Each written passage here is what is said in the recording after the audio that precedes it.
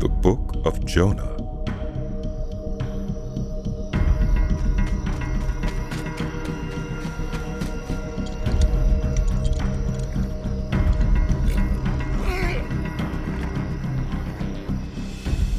The word of the Lord came to Jonah, son of Amittai.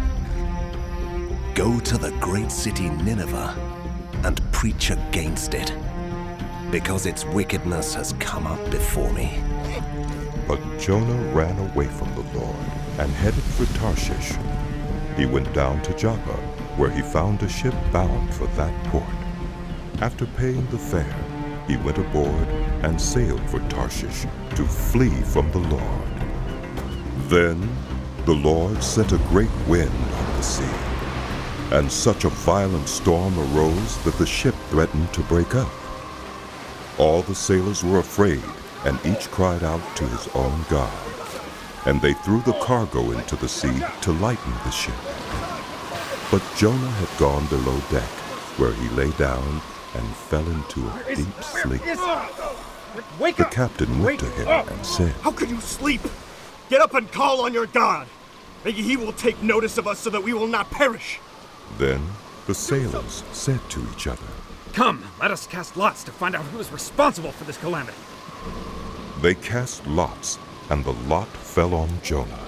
So they asked him, "Tell us, who is responsible for making all this trouble for us?" "What kind of work do you do? Where do you come from? What is your country?" "From what people are you?" He answered, I am a Hebrew, and I worship the Lord, the God of heaven, who made the sea and the dry land. This terrified them, and they asked. "What have you done?" They knew he was running away from the Lord, because he had already told them so.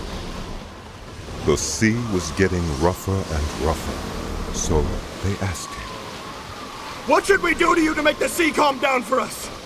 Pick me up and throw me into the sea, He replied, and it will become calm. I know that it is my fault that this great storm has come upon you. Instead, the men did their best to row back to land, but they could not, for the sea grew even wilder than before. Then they cried out to the Lord. "Please, Lord, do not let us die for taking this man's life. Do not hold us accountable for killing an innocent man. For you, Lord, have done as you please."